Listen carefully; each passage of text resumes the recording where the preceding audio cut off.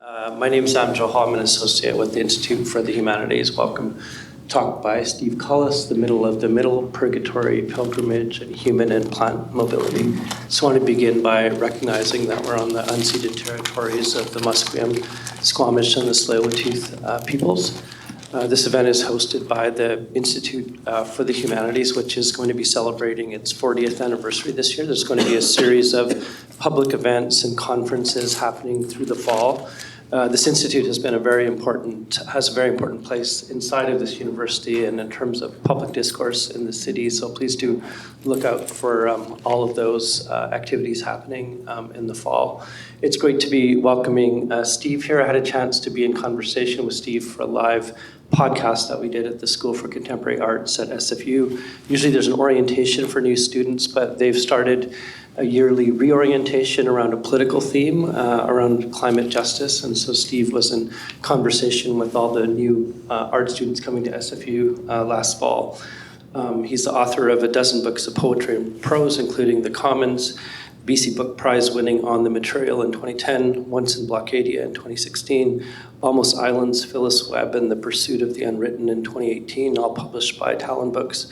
In the History of the Theories of Rain in 2021, was a finalist for the Governor General's Award for Poetry, and in 2019, Steve was the recipient of the Writers' Trust of Canada Latner Poetry Prize, and he teaches poetry and poetics at SFU. So please join me in welcoming Steve Collis. Thanks everyone for being here. Thanks, Sam.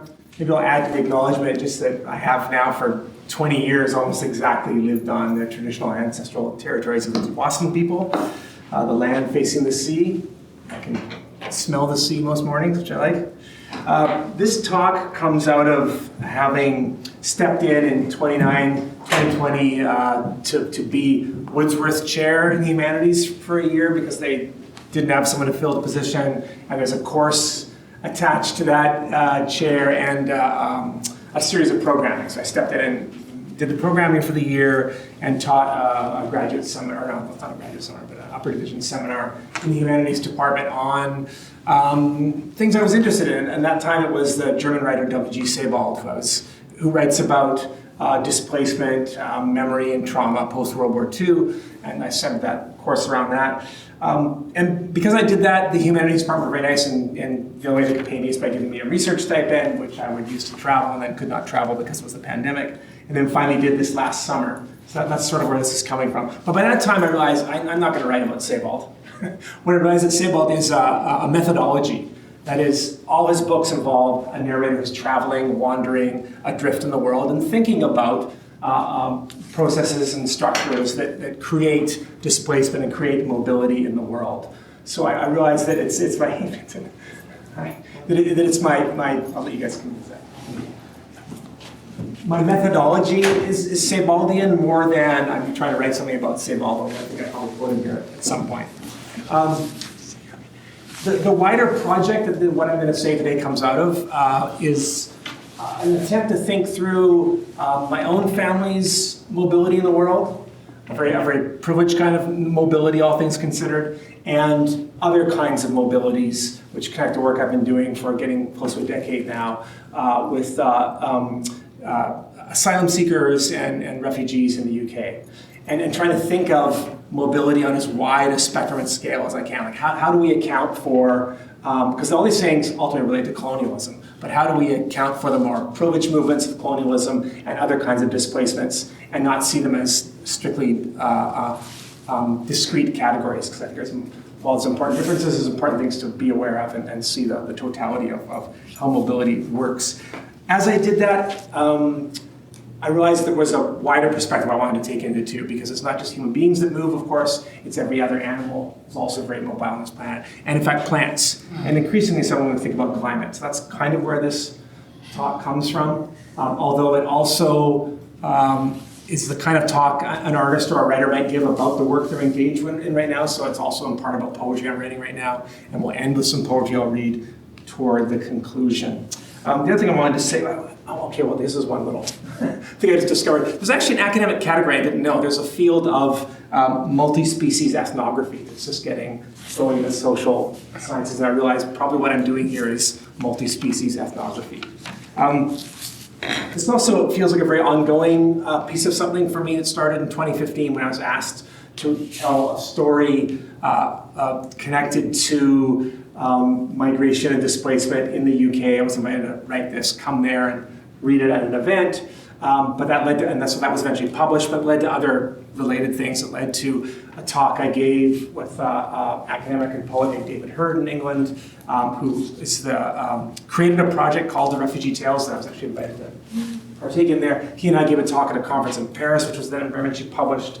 In 2021, I was asked to do the Avi Bennett lecture at the University of Toronto with Wade Compton, the two of us in conversation, which also touches on the same material I'm going to talk about today, and so on. A story I was asked to write as part of something called Hostile Environments.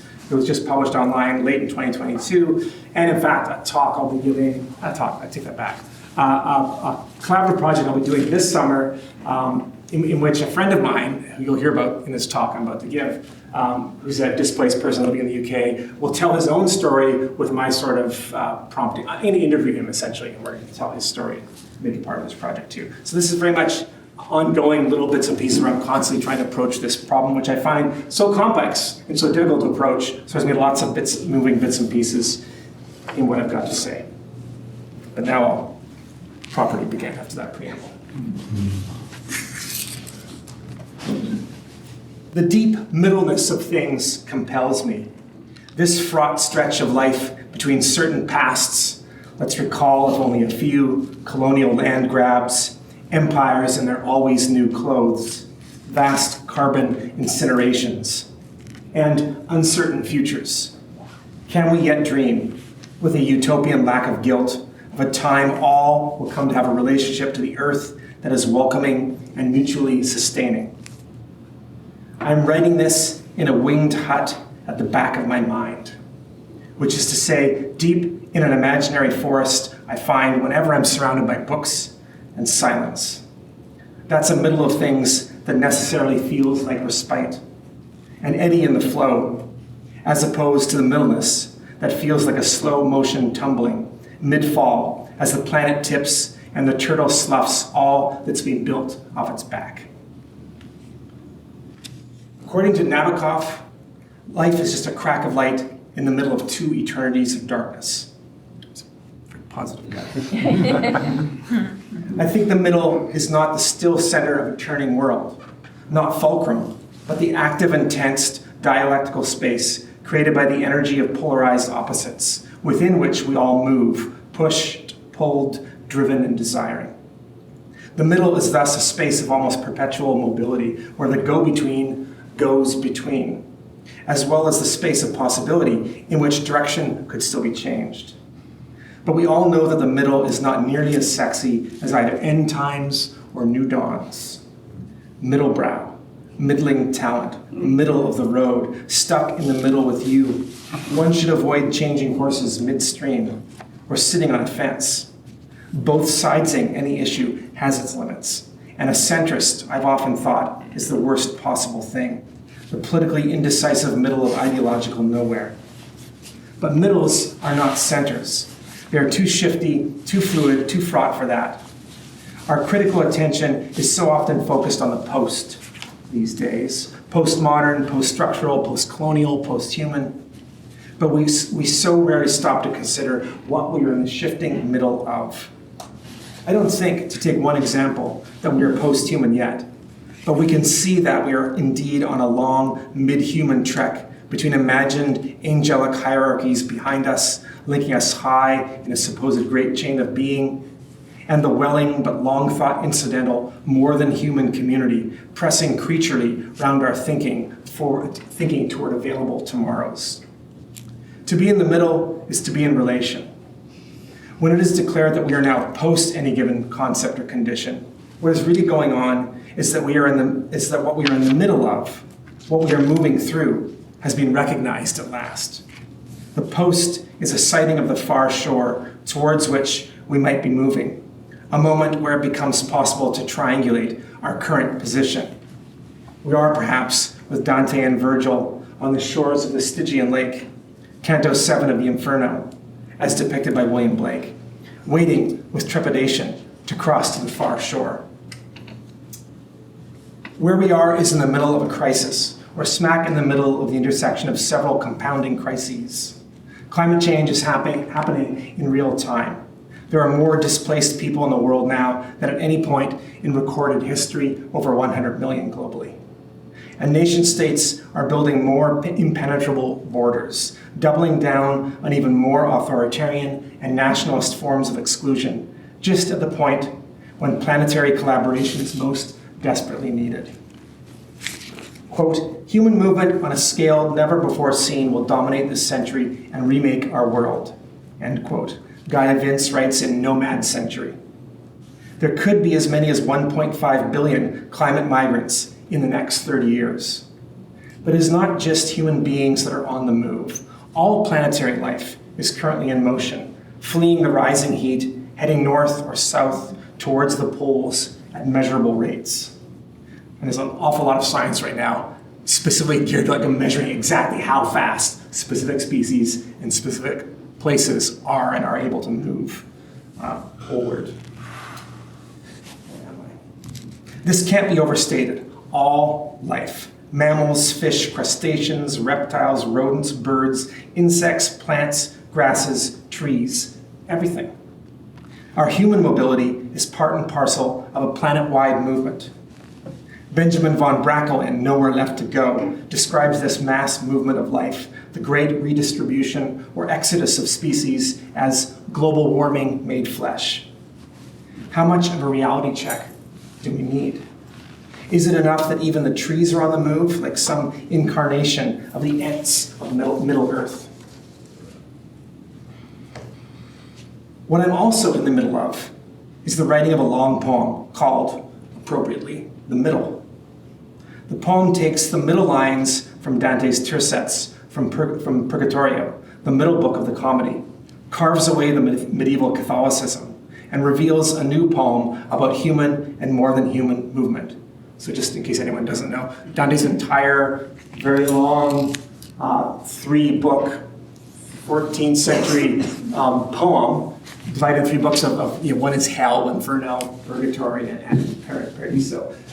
Its entirety is written in 3-line tercets, they're called, 3-line stanzas. So in the middle book, I've only taken middle lines, and once I extract those from a couple different translations and tiny bits of my own translation, I start finding a new poem from that material, essentially.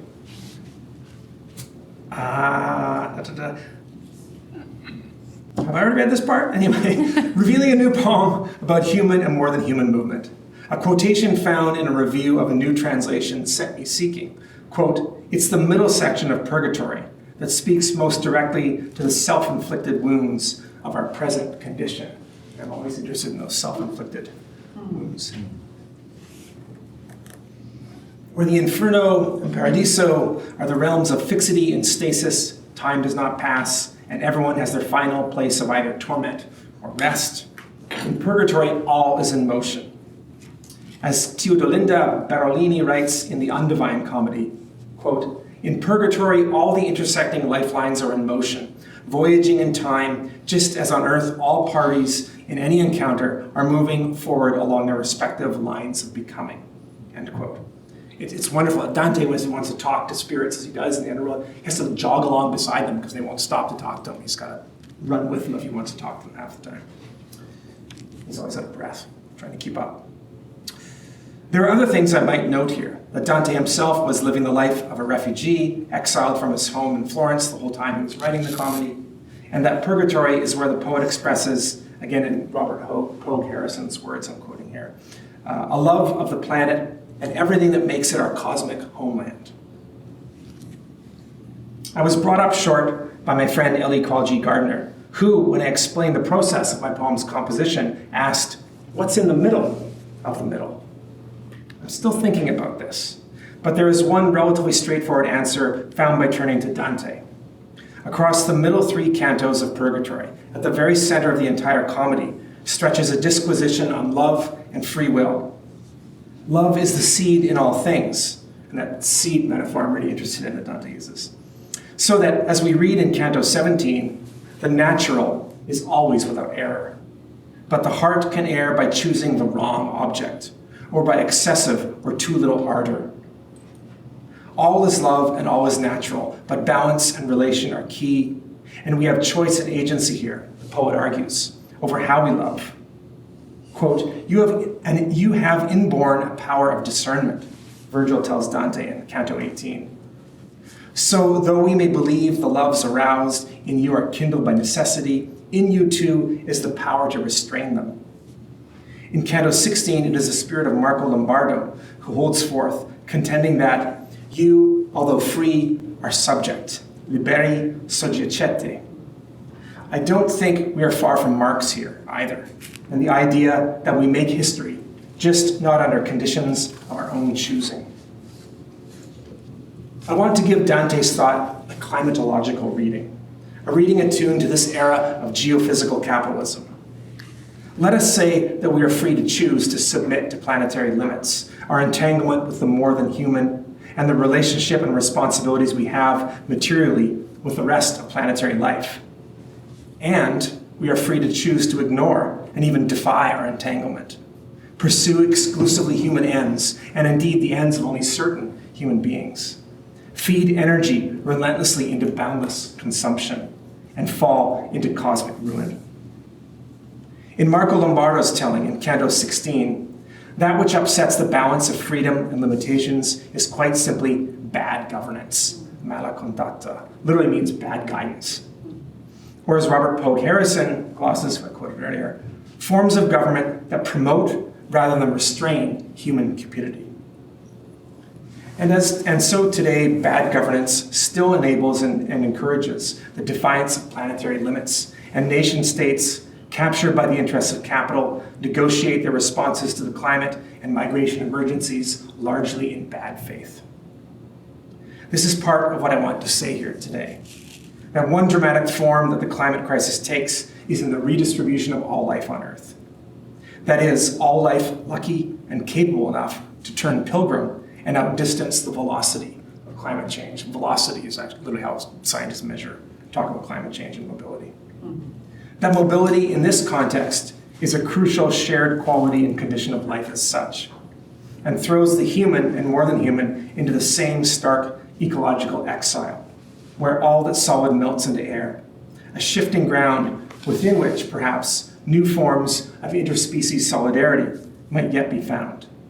And lastly, that in the middle of the tense space where free will and bad governance meet to form, deform, and reform planetary possibility, stumbling and not knowing it more than any other as to what is to be done, of middling talent and already past midlife, I return year after year to a company of migrant walkers, certain only of the joy of our mobile companionship, a wandering refugia in a time of borders, deportations, and incarcerations.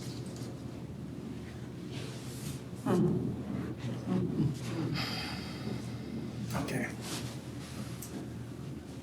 Last little shifts here, so there's a little bit of a shift. My grandfather's First World War flight logbook shows that he was in the air over Arras, France, flying a SPAD at 3,000 feet on April 9th, 1917, when the English poet Edward Thomas, somewhere in the field beneath him, was killed by a stray shell as he stood beside his artillery piece, lighting his pipe. The shell missed Thomas, but the percussion of its passing so close stopped his heart. His body fell to the earth without a mark on it.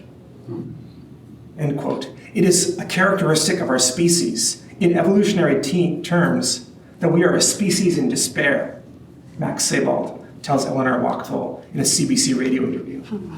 Because we have created an environment which isn't what it should be, and we're out of our depth all the time, he continues, living on the borderline between the natural world and that other world which is generated by our brain cells.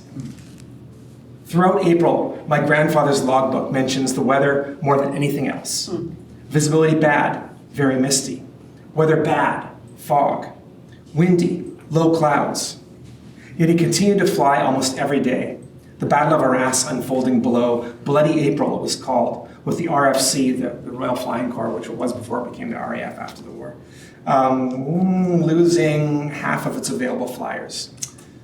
Thomas, all of whose 140 extant poems were written between the start of the war and his own departure for the front in early 1917, kept his own journal in the field, which betrays an effort to observe the war from the perspective of natural history. When Thomas looks out of the battle-scarred train, he mostly takes notes of the wildlife that is somehow still there. This is literally the front of World War I. Hare, partridges, and wild duck in fields southeast of guns. The shelling must have slaughtered many jackdaws, but has made home for many more in the half-destroyed hulks of blasted farmhouses and barns. Chaffinches and partridges, moles working on surface, moorhens in clear chalk stream by incinerator, blackbirds too, but no song except hedge sparrow. Larks singing over no man's land, blackbirds singing far off, a spatter of our machine guns. The spit of one enemy bullet, a little rain, no wind, only far off artillery. Thomas's ornithological observations become part of the structure of military routine. He also writes, up at 4:30, blackbirds sing at battery, 5:45, shooting at 6:30. Even the air is animate.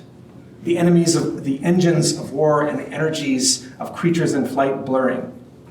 Thomas writes again, enemy plane like pale moth among shrapnel bursts. 4 or 5 planes hovering and wheeling like kestrels, listening to larks and watched airplane fight. 2 planes down, 1 in flames. For the poet, the war was waged against the natural world as much as anything else. His true co-nationals, as he once said, being the migratory birds. I want to pursue intersecting and entangled lines, triangulating to find what lies in the middle. In the summer of 2022, the walk I join every year in solidarity with refugees, asylum seekers, and immigration detainees followed the Pilgrim's Way west through Dorking, Guildford, Farnham, and Alton to arrive at Winchester, a path running parallel to the road Edward Thomas followed on his bicycle in 1913, a journey he records in his book In Pursuit of Spring, an extended ode to the seasonal return of migratory birds. I think this is me. It sure looks like it. I think it is. Just to point that out. Where are we here? Thomas writes, the earth was the rooks, the heaven was the larks, and I rode easily along the good level road between the two.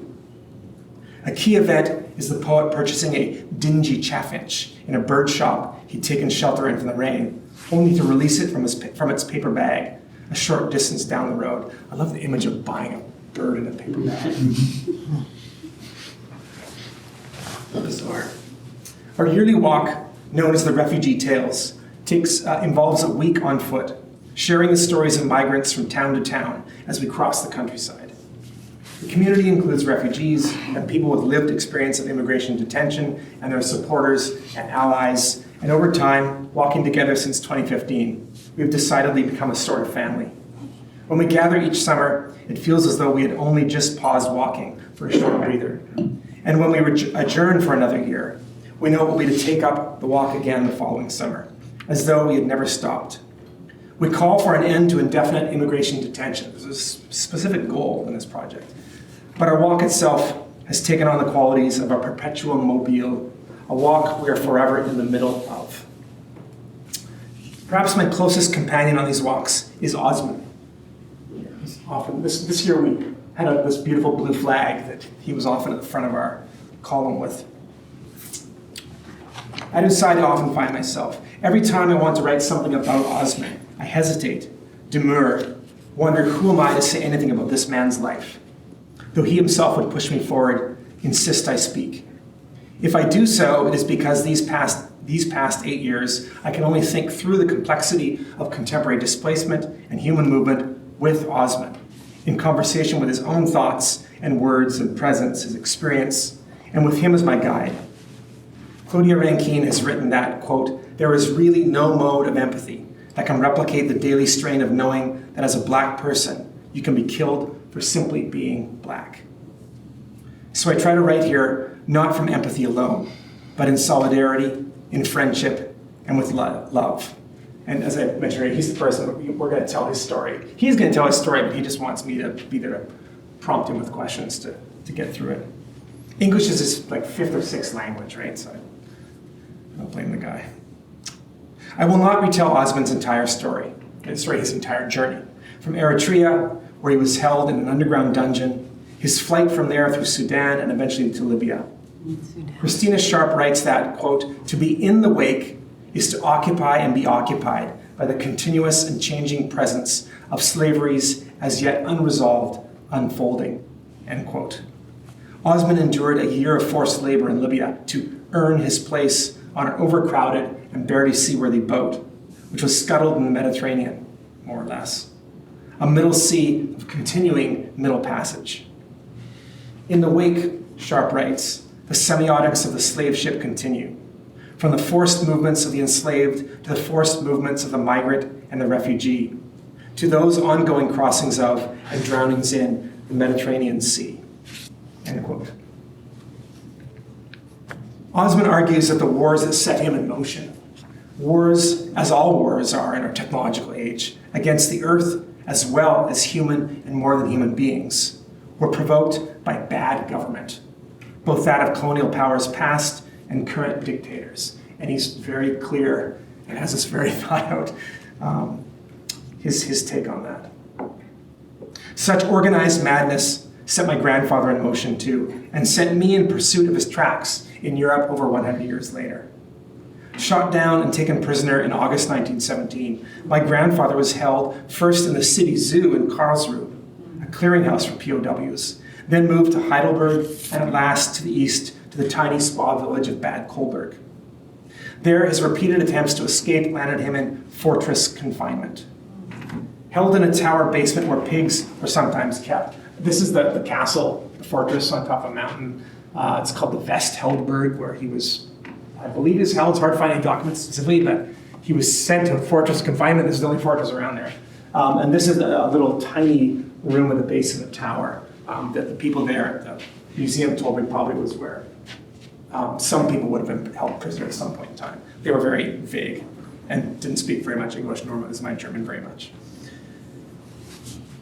I walked through an eerily ordered plantation forest of Sitka spruce trees, forced migrants all, indigenous to the Pacific Northwest coast from which I'd come. 7 miles to the Vestheldberg, where we rode out the final months of the war. I'm not positive these are Sitka spruce, because when I was there, I didn't think to check that. Then later on, I was reading, and like, there's 2 main plantation trees in Germany, and they're spruce. And some are Sitka spruce from here, and some are a spruce that comes from Northern Europe and Asia. So I'm not quite positive how those are, but I'm going to call them Sitka spruce because that fits the poetic license. In the UK too, a Sitka spruce, like it's in Wales especially, it's the most common, in Scotland, the most common plantation tree.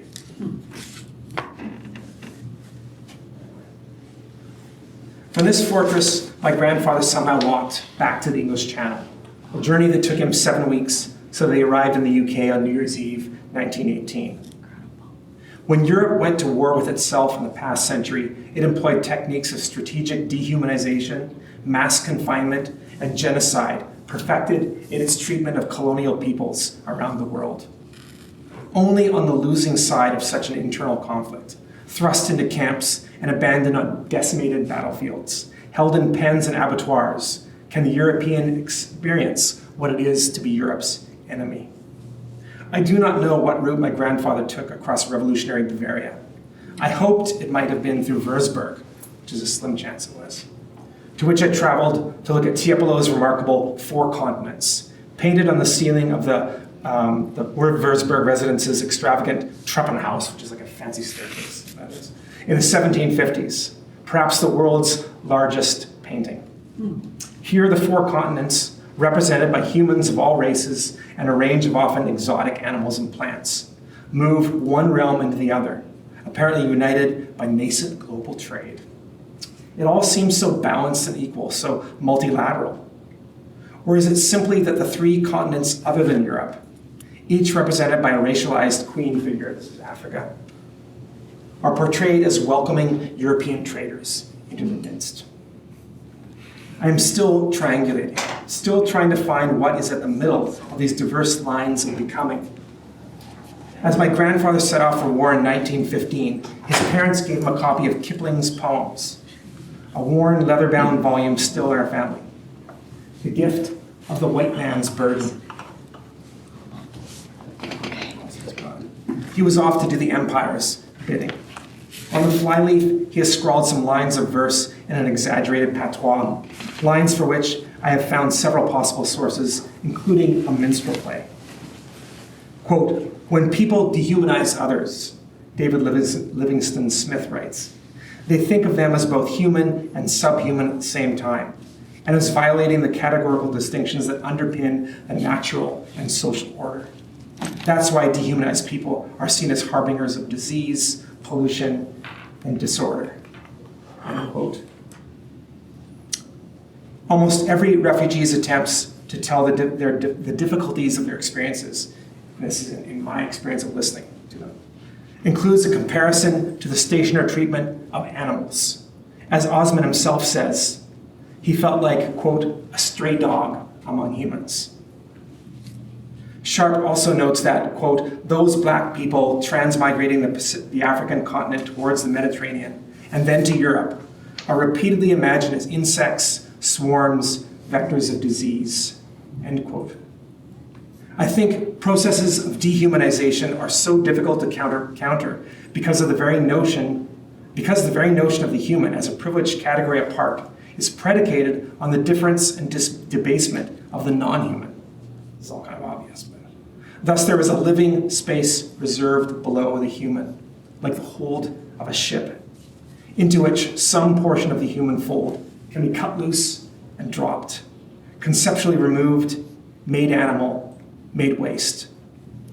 I think to walk the human back from the dehumanizing abyss, we must walk the human back in and into the community of the more than human, the vibrating pilgrimage of planetary life to which all beings belong.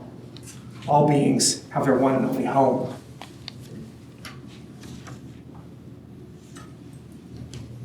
Okay, voice, hold up. Today we're in the middle of the complete redistribution of life on Earth. And I think the only ethical response, given where we are now, in the midst of at least 2, and unfortunately quite likely 3 to 4 degrees global warming this century, is to enable rather than resist this total mobility in all its varied sociobiotic forms. Human exceptionalism got us into this mess, and it cannot, formulated in the same way at least, get us out of it. I will say it again, this is because the human as a category is never stable when founded on artificially lifting human difference above and away from more than human life. If, as James Bridle argues in a book called Ways of Being, we are in the midst of the increasingly evident and pressing reality of our utter entanglement with the more than human world, we nonetheless need, as they go on to write, a continuing effort to conceptually override our human tendency to separate ourselves from the natural world. This talk is part of my contribution to that effort. This little guy's a strawberry I found in that forest in Germany on the side of the path. A wonderful little patch of them that I feasted on. What I love is they probably got there on the muck on someone's boot. Those seeds probably got there or dropped someone's hopefully organic waste they're tossing on the side of the path. I focus on the human-plant relation because it is the less obvious partnership in mobility. As Paco Calvo writes in Planta Sapiens, quote, "Plants underpin much of life on this planet, yet our animal speed makes them invisible to us," end quote. Plants move, as ecologist Louis Patelka writes, by creep of root and shower of seed. He's a poet, that's pretty good. But half of all plant species rely on animals to disperse their seeds. Due to human intervention, plants have already lost 60% of their capacity to track climate change globally due to defaunation, the loss of the animals whose guts they used to ride within. And this in a context where many plant species need to shift hundreds and sometimes thousands of meters per year to track their climate niche, which is steadily shifting poleward or upward in altitude. In ecological terms, plant mobility is referred to as seed dispersal, A high dispersal capacity diminishes the extinction risks from climate warming over ecological timescales. But many species are trapped inside a restricted range where they display limited dispersal capacity. Such range restriction is formed by a complex of geography and the narrowness of given species niche, but it is also, and increasingly so, a matter of the scale and nature of the space human activity on this planet takes up. When I refer to human activity, I actually mean capitalism. The human in this equation kept in focus in order to think relationally one species with another. For capital, there are only resources, human or natural. Thus, it is less a question of dehumanization than it is the commodification of life, although the end results are often the same. I am speaking around the problem. The journey is long, and sometimes we must skirt what lies in the middle as we make our way north. That human and plant migrants might be facing the same obstacles is worth considering. Take, for example, the seeming fixity of both nation states and ecosystems. So I think this time I'll read both these quotations. These are both books just published late last year. Migration made us. This might be hard to see in the context of today's geopolitical identities and constraints, where it can feel like an aberration. But viewed historically, it is our national identities and borders that are the anomaly. And the current groupings, he means the ecosystems, essentially, of species on Earth were nothing but temporary communities of convenience. What we consider to be stable communities are actually artifacts of earlier climate events. So that is, this person argues, in past moments of climate change when species have moved and remixed what species are with what species, they figure it out together again. And they do it again and again and again. Obviously, the current situation is a little extraordinary, the speed it's happening, but nonetheless, this is what life on this planet does. It moves around and finds new communities to join. The makeup of species that live together is largely dictated by chance. The nationalist who wants to keep the borders of their sacrosanct nation closed, and the conservationist who wants to keep invasive species out and restore or preserve an ecosystem's historical integrity meet here at the frightful borderlands of mobility. I'm not saying these are exactly the same, but I'm saying there's something to be thought through here that's really complicated and tricky. Neither human nor any other species stays still for long. They never have. One illusion the Holocene has produced is that stability might be a planetary norm. So I come back to Osman. He's kind of huge in this screen. When I see him each year in the UK, one of the first things I will notice is a sprig of lavender tucked in his hat, which you can see very clearly in this photograph. That's why I wanted it there. Osman has a history of insomnia. And while he has tried any number of medications and remedies, he is convinced that for him, only lavender works. The oils of lavandula being known for their general relaxing effects. Its name perhaps derives from the Latin lavar, to wash. The Greeks and Romans used lavender in their baths, and the Egyptians perfumed corpses with it in the embalming process. In 1629, English herbalist John Parkinson recommended lavender for all griefs and pains of the head and brain. Originally found along the Mediterranean coasts and growing from the Canary Islands in the west to the Arabian and African borders of the Red Sea in the east. The entirety of Osman's journey, from Africa across the Mediterranean and Europe, was a walk through lavender's expanding biome. I want to call the relationship between Osman and lavender an example of interspecies solidarity. Plants join themselves to people as much as people to plants. The point is not to devalue any specifically human suffering, nor is it to champion some form of absolute epoch-making posthumanism. The point is to work with and within the stretching biocommons to which we all properly belong, to rise with an ascendant biotariat. What is clear is that our fate is tied up with the whole of life, a new definition of the term Holocene, one planet, one fate. French gardener Gilles Clément has something similar in mind, which he calls the planetary garden. Quote, the feeling of ecological finiteness makes the limits of the biosphere appear like the enclosure of living beings, end quote. Clément was working with the etymology of the word garden here, which, like paradise, means an enclosed or walled space. The enclosure of the planet, then, refers to the absolute biospheric limits we have reached, ecological finiteness in his terms, and which defines what many are calling the Anthropocene, a word I try not to use. If the entire planet is now enclosed, why would the gardener not approach it as one vast garden? This creates for Clément an opportunity, quote, to work with rather than against the powerful flux of life, provoking him to imagine a kind of utopian ecology, quote, where all of life together, including humanity, interacts without borders, end quote. This further prompts Clément to, oops, I'm jumping ahead of myself here. Oh, close, here we go there. This further prompts Clément to refer to mobile plants as vagabonds, which decamp to abandoned zones that he calls undocumented tracts. He also calls these abandoned zones a third landscape. Quote, third landscape is a territory of the many species that cannot find a place elsewhere, end quote. Such spaces, which we have often called wastes and which are characterized by a dereliction that speaks at once to both ruin and development, are everywhere humans have been. Quote, the borders of the third landscape are the borders of the planetary garden, the limits of the biosphere, end quote. It is the third landscape through which and into which plants and animals, including human beings, migrate as their ranges shift poleward.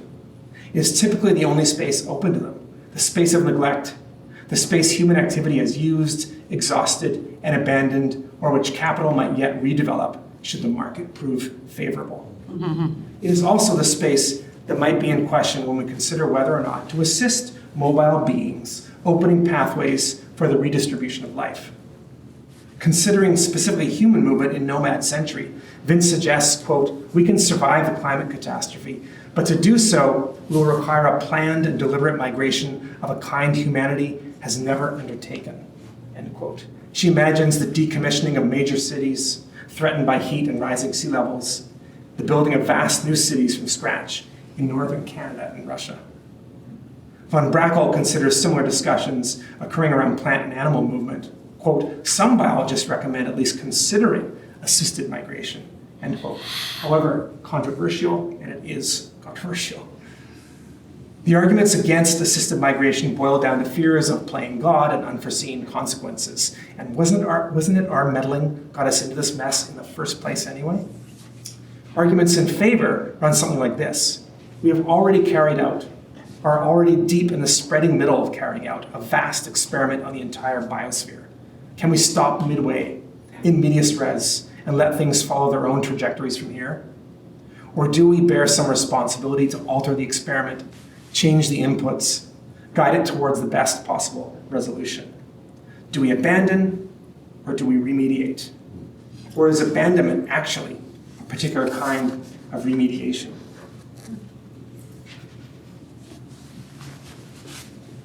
This is under the Oak Street Bridge.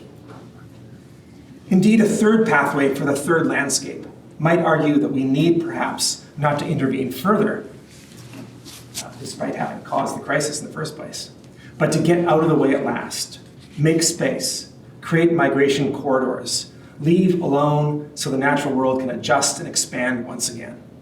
In Clément's manifesto of the third landscape, this is exactly what the planetary gardener suggests. Create as many gateways as necessary, a permeable network of land. Such a demand presumes a sort of human exceptionalism that I've been arguing against. As Clément quips, quote, today the ecological future of the planet depends upon the human species and elections. This also presumes a form of inverted free will, a choice of what not to do, a choice to stand back, stand down, give way, make space for the more than human, find our freedom in that limitation of entangled and interdependent planetary life.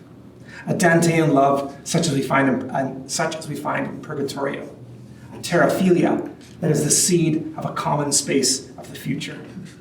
These are the capacities we need to traverse the broken ground that lies ahead of us.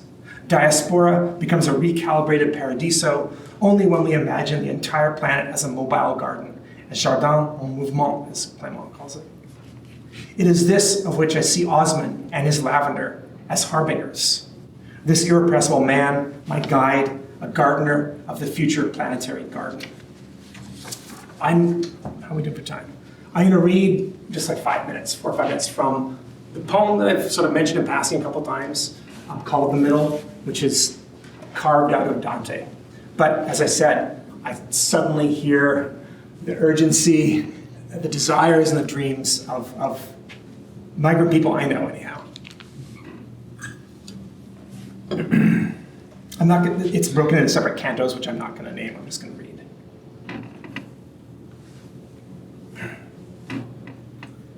The meridian stretches, like people pondering through thick vapor, a light across the sea.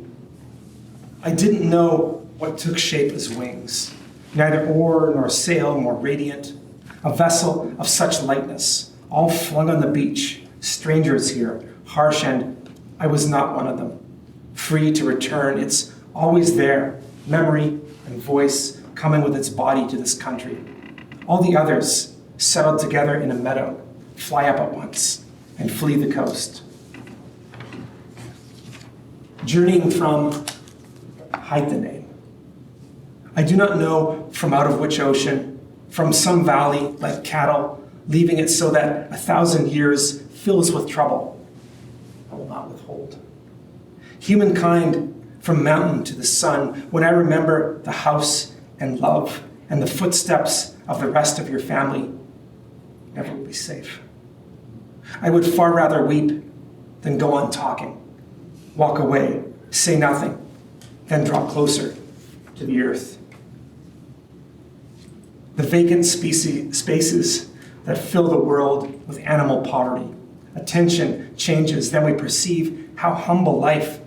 Tell me if I finish the brief journey according to the feeling that drives us on our way, insatiable, sweet fury, the whole kingdom, a hidden line, as long as daylight lasts. I seem alone. The distance shudders. So came and stood beside her, like the first hearers, desirous of sound. Hurrying along the roadway, a chill ran through me, nor could I myself see anything. Not to emerge because of slowness, but for a wall against myself. Openly people came, some towards Libya, some escaping and all returning, lamenting, their astonishment diminished. So I was moved to know each by name, the fool's concern for truth, to be granted access, as much as we in this world need. So he disappeared into the flames he pointed to. If my attention turns, the whole deep red could answer to the sun to kiss each before they take the first step toward the desert. Fleeting they return, free to come with us, themselves the human law. Whoever has come a long way to harbor, through the fire, words, pureness in all of them, free to walk in this world, through the fire, amazed, open-mouthed, and whole. Remember, if in mountains caught, thick heavy vapors measuring your steps, out of clouds, the dying rays on the shore, moving light, and the lazy oar digging in again, and the bird that delights the mind with itself, like a bubble which lacks the water of which it is made. Now you've lost me. Then a voice said, here is the way up. New light struck my imagination, quickening desire. But who was speaking? Over her figure veils. Let's try to go before it's dark. So spoke my guide, and with him turned our steps, and felt a wing brush, and paused there as a ship run up on a steep beach, and saw that no creature ever was without love that seeds in you, and can never turn against, and cannot be divided itself from the other that is root and fruit of everything moving in step. Thank you.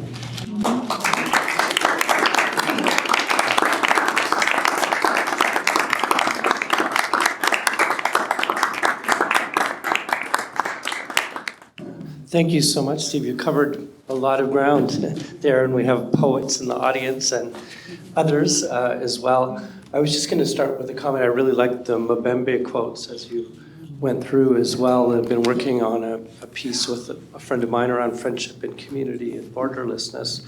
But this notion of the right to move that Hannah Arendt talks about, and Mbembe does in Out of the Dark Night, and also The Earthly Community, a more obscure book of his, but a decolonial vision of the right to move, that the accident of one's birth shouldn't determine how one can move across borders.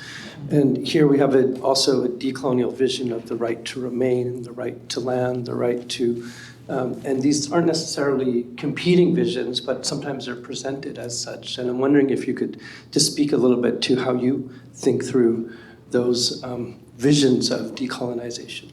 Yeah.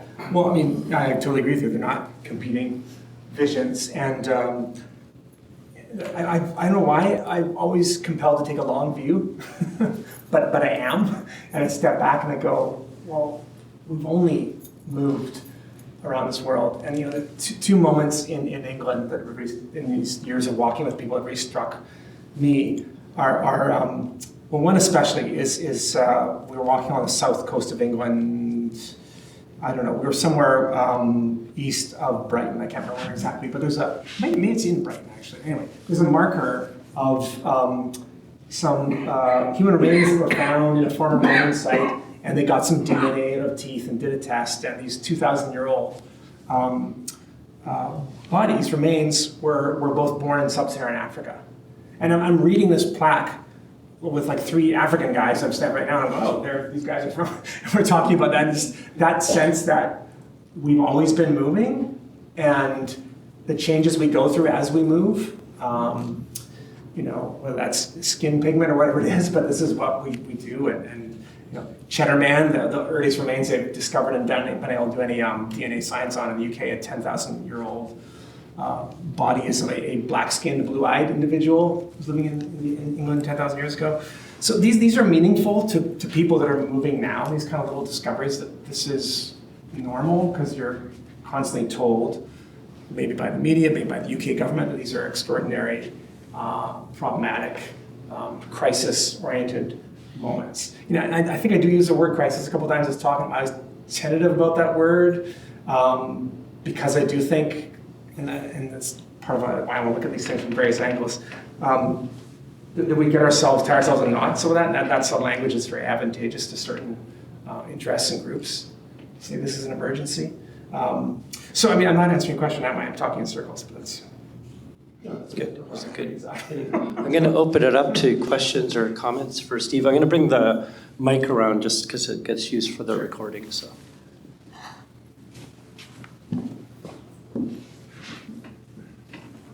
Hi, Stephen. Thank you so much. Okay, I have lots of questions about whole talk. Fantastic. But one in particular, it was just a comment you made, and I wondered if it was offhanded. You mentioned, I don't use the Anthropocene very often, and I'm curious. With my own work, I'm treading that path, and I'm just curious, could you elaborate on that a bit?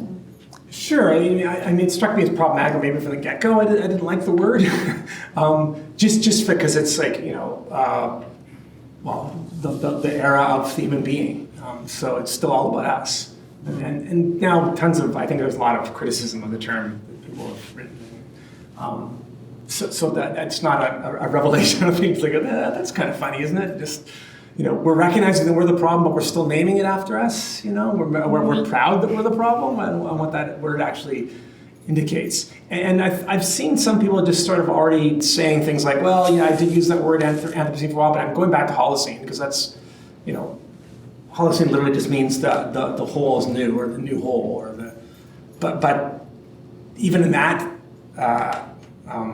interpretation or etymology of that word, Holocene, it tells us a lot, I think, that this is the era that things have all come into one, as I was saying, maybe a better term for the Holocene, or definition of Holocene is the one fate, one planet, one fate that we're living in now, and that's the wholeness of this era.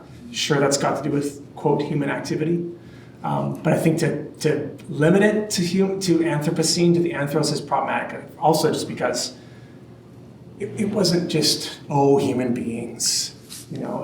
We know what happened the last 500 years, and it's a pretty limited list of human beings that actually did this. They tend to be white and male and wealthy, and that's what created these conditions now. So again, pegging it to human nature or something like that seems super problematic to me. I'm sure it is to you too. No, I mean, that's great. I just, thank you. Thank you.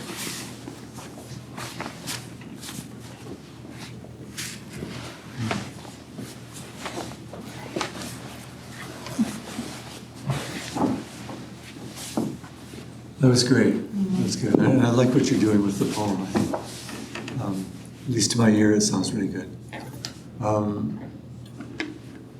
was thinking, first the thought, which is that where this was going to get you, though, this work that you're doing with Dante, is into a certain place in Purgatory yourself, where you also find Dante, which is the Terrace of Pride. My question is, could you elaborate a bit on how you figure the middle?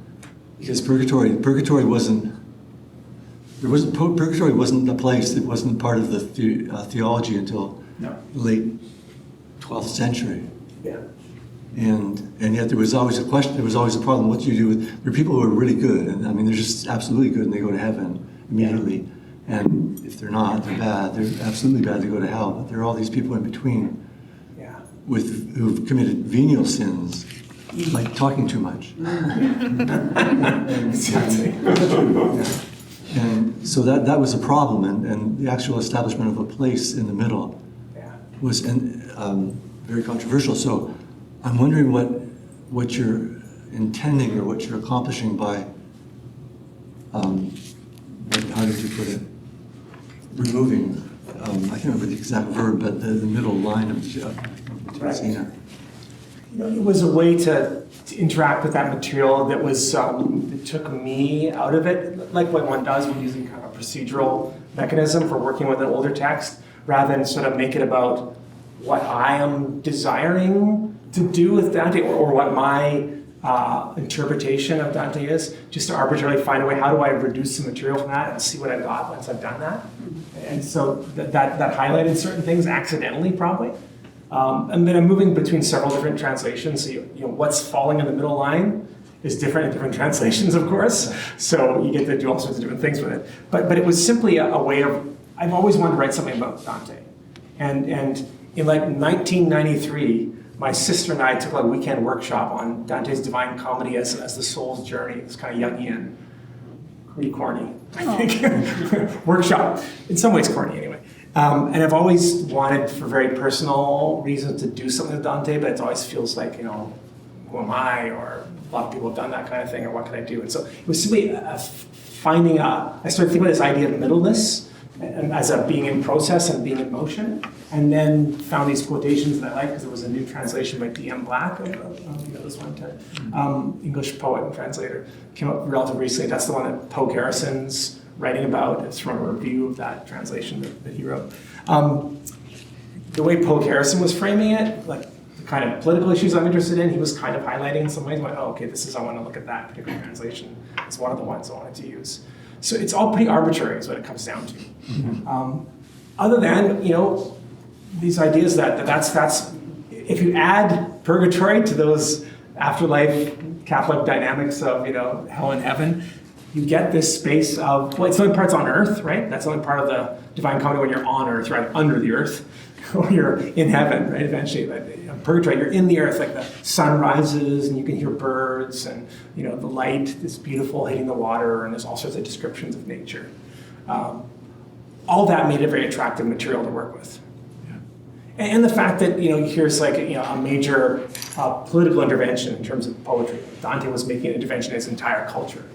That's attractive as, for me, for what I think poetry is for, is to do those kind of things. I could say a lot more about this. That idea that it's bad governance that is the whole problem. And there's many very political moments in Dante. Hell, my God, he's just like, all the popes that he hated are being tormented, and there's all sorts of political things to say about what's happening to the popes in Inferno. But this whole thing about bad government and free will is fascinating through the middle cantos of Purgatory, 16, 17, and 18.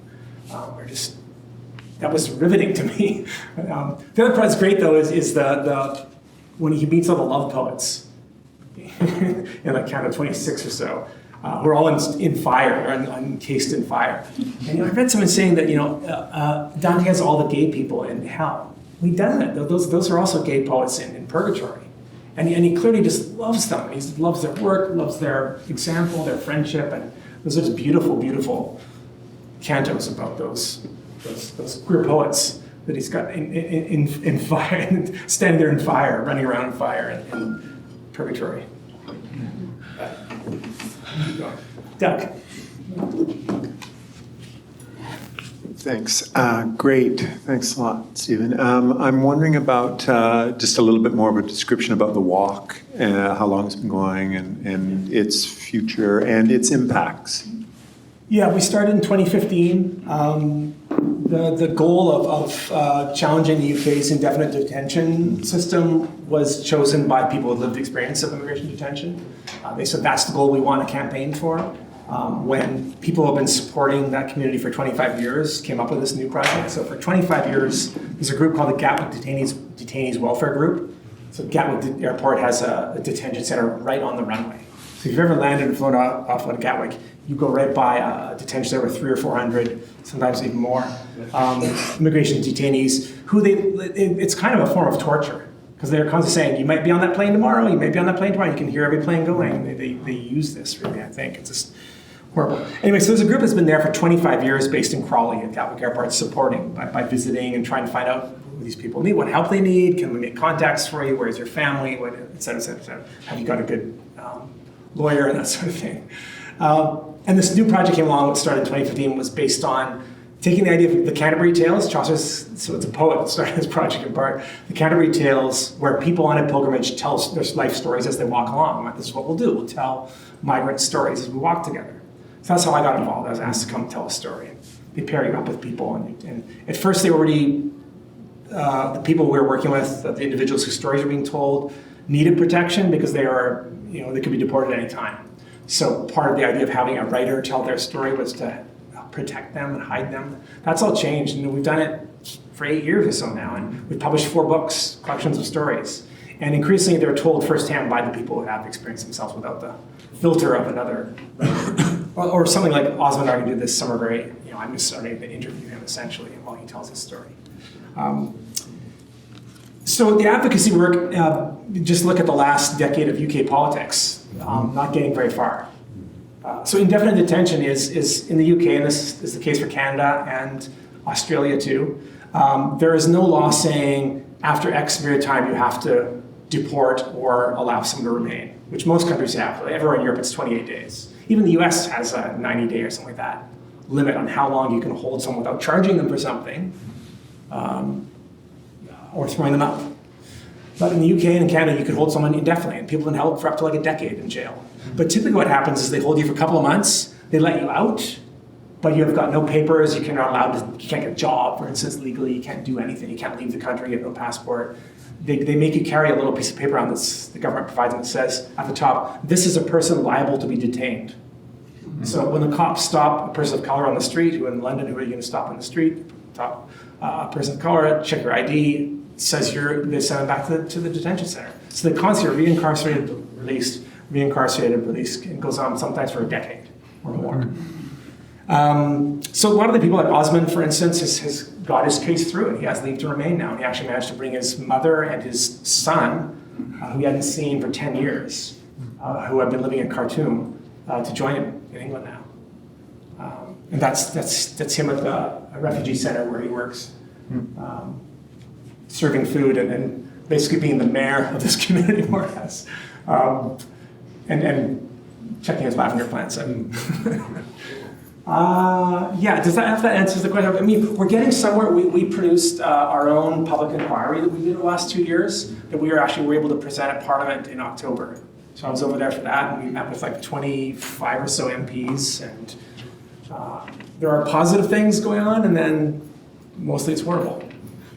So it's become a project where you're less advocating for a change than you're sort of providing community to people who have been ostracized from any kind of community. So they just simply, what we're providing is, community. That's cool. Got time?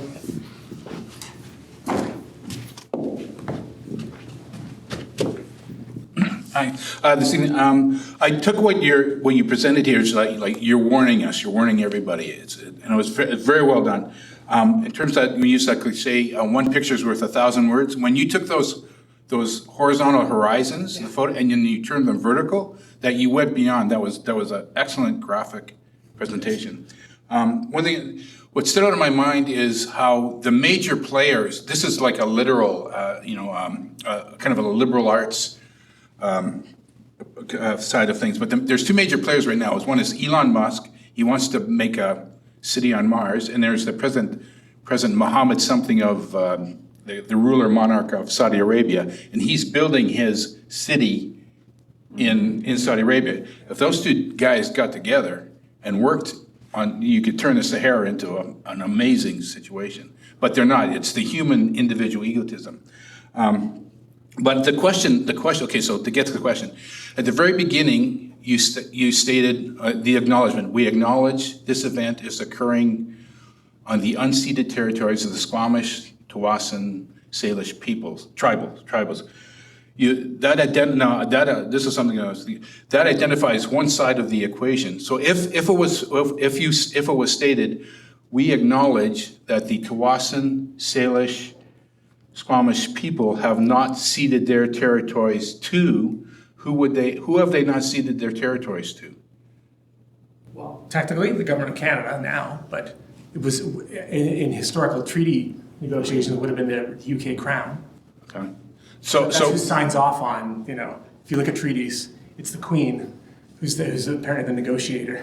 So presently, why is it just that one side of the situation? Like, why do we not acknowledge that? Like in this state, because you hear it everywhere, every institution, city hall, library. So yeah, in part that's because of the fact that there is not a treaty in some of these lands. Tawasin there is now. No, but why do we not identify the bad guys?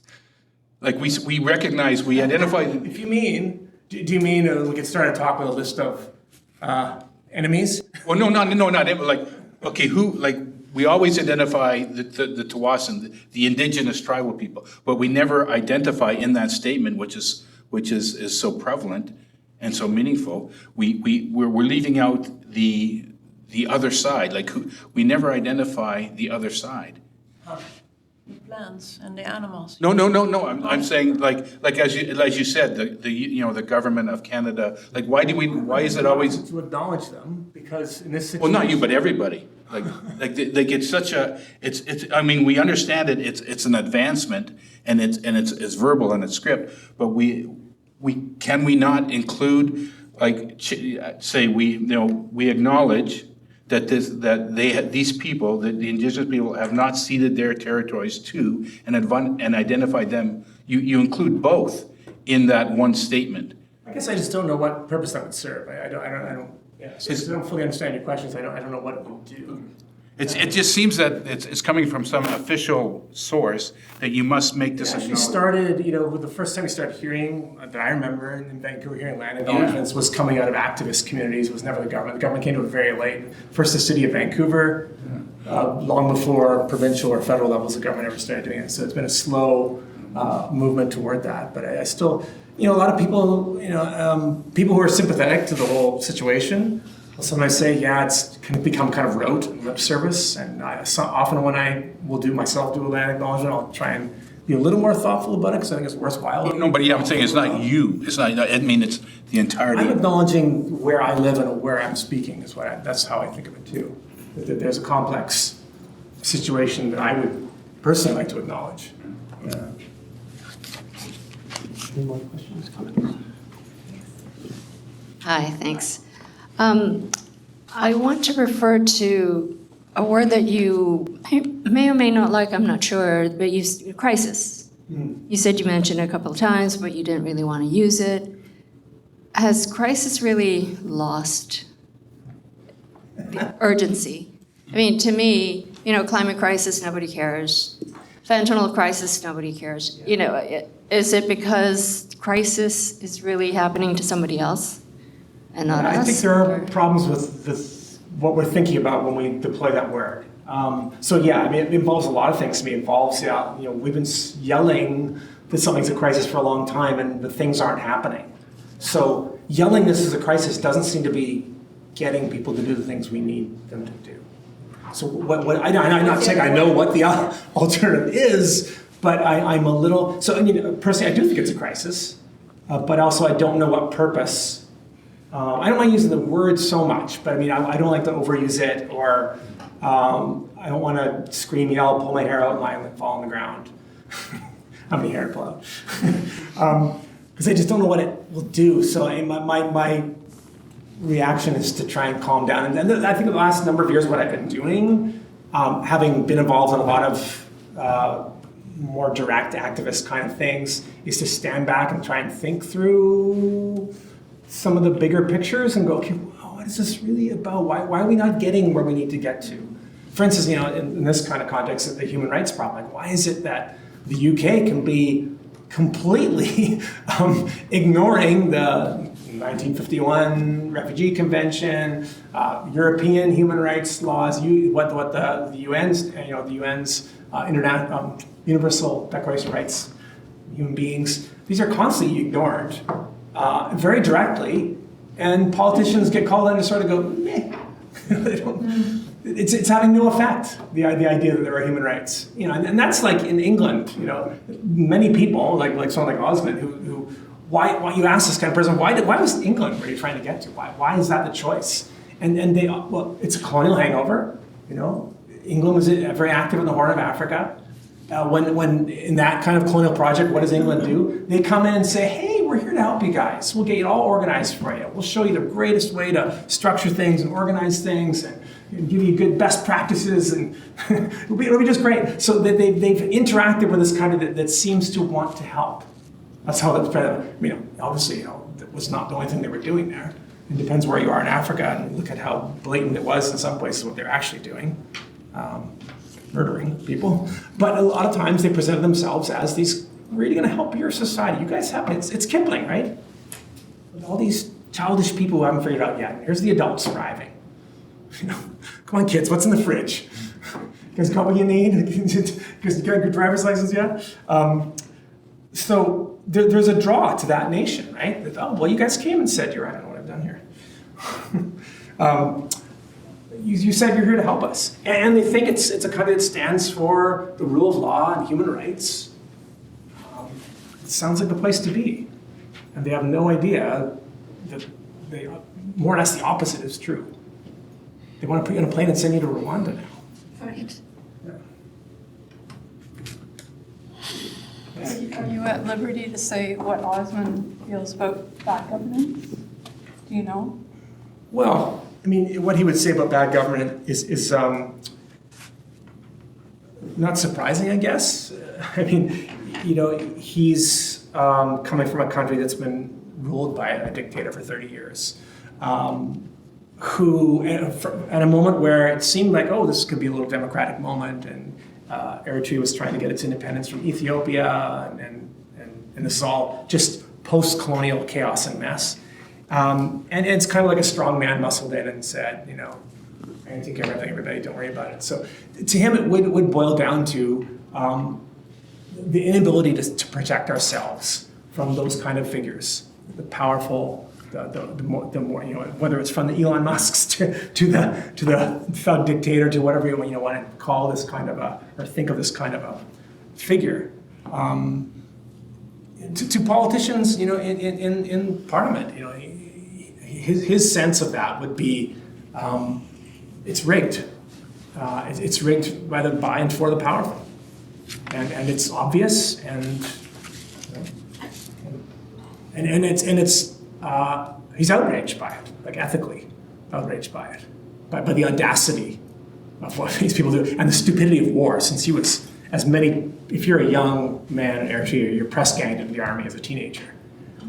And he was forced to fight wars that he had no interest in fighting. And there's an arbitrariness to power and privilege in the world that he finds incredibly outrageous and just ethically baffles him. Would he put his migration and the refugee condition in the same assessment then? Or? Yeah, sure, yeah. He was living illegally in Sudan for a while, and it became untenable for a number of reasons, and good friends of his who had escaped with him tried to do the smugglers through Libya to Europe route. His best friend drowned in the Mediterranean when the ship went down, like the year before Osmond himself crossed. And Italy was a bust and horrible. He would never go back to Italy, he says, in a million years. And then it was like riding, jumping on trains and walking all the way to Calais. And he says about 25 attempts to sneak his way into the UK from Calais. The last successful one was leaping onto a moving train. And like riding that train through the channel.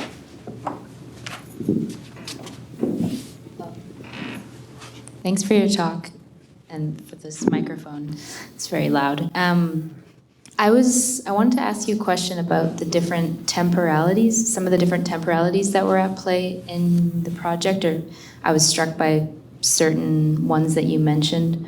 One of them was the velocity at which scientists measure movement, and then this question of even recognizing plant movement as migration from a kind of human life perspective, I guess.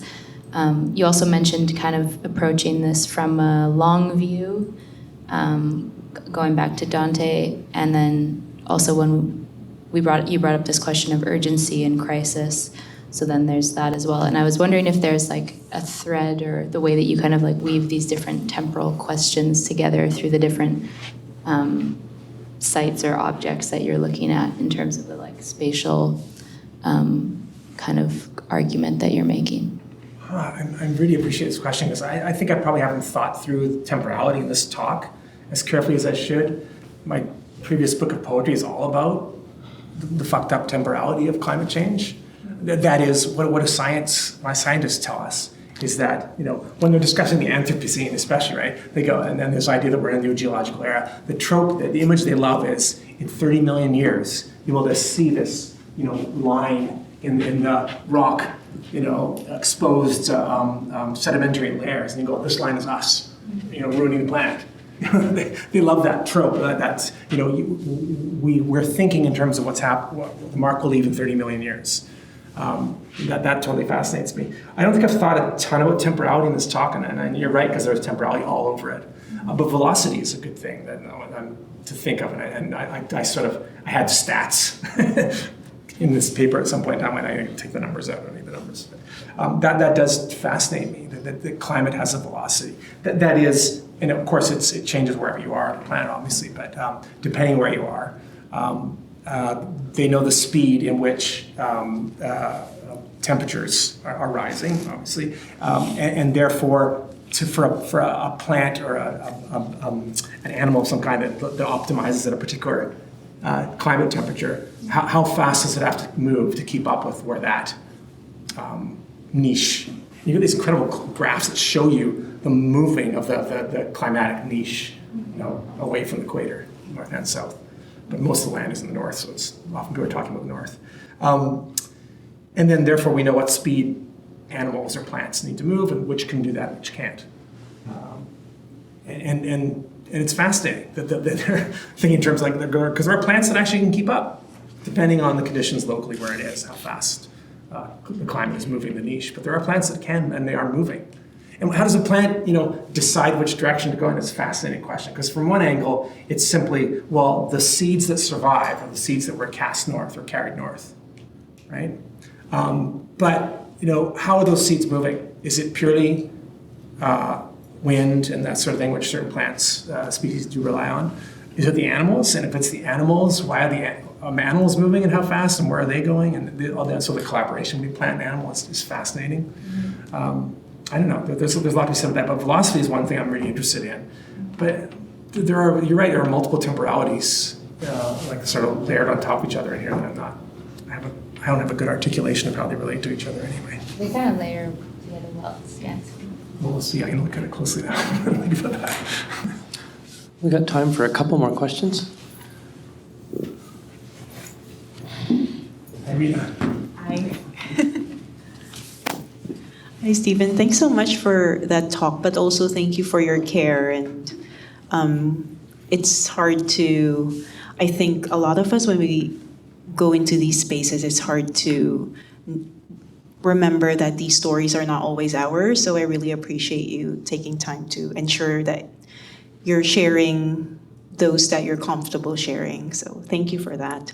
I'm kind of curious about the concept of third space. Am I right? Yeah, it's a landscape, he says. Yeah, and I'm just thinking about all the connections you're making, and I'm just genuinely curious.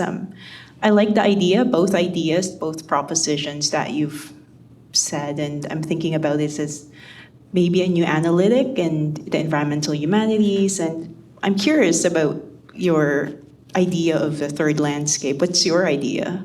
Sure. What's my idea? I mean, we're working from Claremont largely. Just really quickly, if first landscape is some imaginary, this is wilderness, and second landscape is we've altered this, like we're farming it. Tree plantations, parks in a city, whatever it might be, but the landscape we shape.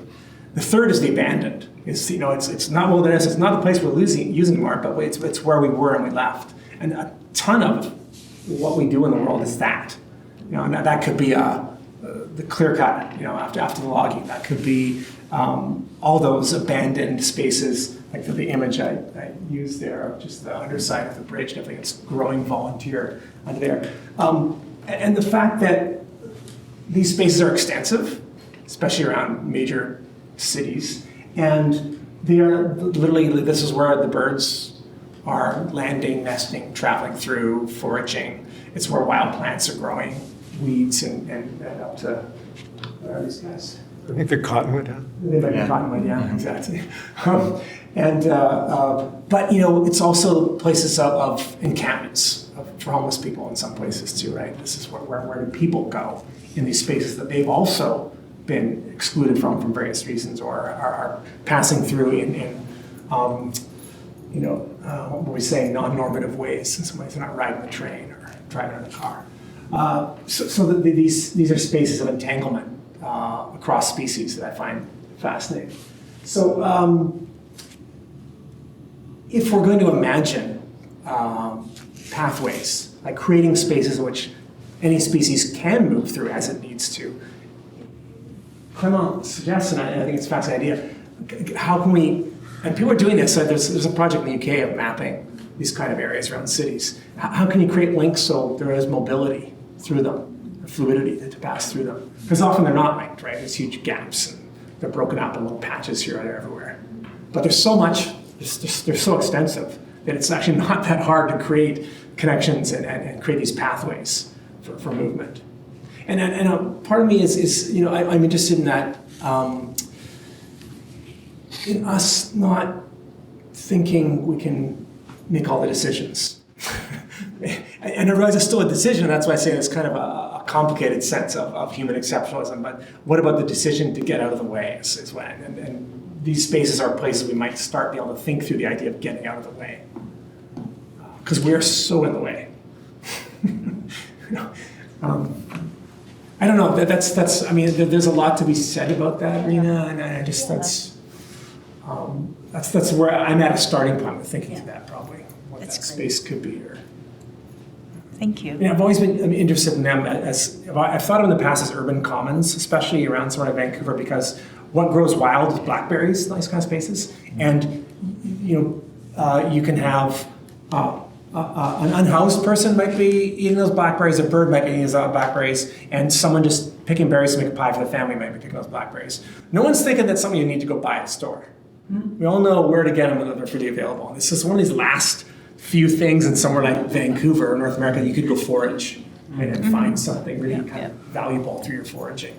And the other thing about that plant, is the blackberry, the Himalayan blackberry, which is the dominant species here, is what an incredible user of the third landscape it is. So that plant, that particular species, Rubus americanus, was brought by Luther Burbank to California in like 1886. And it's grown all the way north to like Alaska, following the paths we cut, trains and roadways, and on the easement side, that's where it goes. That's where you see heaps of them, right? And those huge canes, you can literally visualize it walking. Like 150 years, it's walked thousands of kilometers north through these kind of weird spaces that we've cut through the world. So it's also just a beautiful, to me, there's no more political fruit than the blackberry. It's a true, anarchist commoner of today's world. Which would be a good note to end on. One more over here. Okay, good. Thank you. I was just wondering about and when you mentioned the Rwanda policy, that sort of kind of got me thinking about this. Is the framing of it as sort of the virtue of mobility against this sort of stasis of the state of the nation? But there's also ways in which the state uses mobility to sort of control as well, and so there's a lot of movement, enforced movement between detention centres, which is going on in the UK, specifically around different jurisdictions with, so in Scotland, the sort of like is more transparent in the detention centres, so there's a tendency to move people from those detention centres to ones which are less or more restrictive. And then I guess the flip side to that would be other forms of immobility which are sort of resistance, or I don't know, I've seen like it seems like if the alternative to detention is people finding community and being allowed into kind of local places. So just wondered about that sort of framing of mobility as the virtue, or is that? Yeah, or would that's fascinating. I mean, it's arbitrary what the UK government does right now. So if they are removing you from a detention center, they're not giving you the right to leave to remain, but you're going out, we don't house you anymore. They find like a place somewhere in the UK, like Osmond was sent to Cardiff, Wales, just arbitrarily. Boom, you're living in Cardiff now. And you know, he lives in Cardiff now. His kids going to school and learning Welsh in school, and Osmond's trying to learn some Welsh, and you know, but there's this arbitrariness is fascinating. But I think it's maybe what you're referring to. Within the detention estate, they constantly move people. So if there's about 8 detention centers in the UK, 9 maybe. Then there's all sorts of horrible plans, and they converted that one former World War I barracks down in Folkestone for a time being. What still is some people there. They've got a barge. Was it off the Isle of Wight, I think, that they're going to house people on temporarily? But they move people constantly. You're never in, if you're inside a detention center, you're never somewhere for more than a couple months, and they move you to a different detention center. Usually in the night, they just come get you, take you out of the cell, put you in a truck, drive, don't tell you where you're going, they drive you to a different detention center. It could be as far away as Scotland. And this is where you are now. It's a purposeful attempt to stop people from making community and making alliances and forming solidarities with people on the outside who might want to help them. Is that part of what you're? Yeah. That was sort of not with the sort of framing of just mobility versus the kind of power of the state. It's sort of looking at it more dialectically, like immobility and mobility. Yeah. So you're right. From the state's perspective, sometimes mobility, but within a series of containments, is a strategy for sure. Yeah.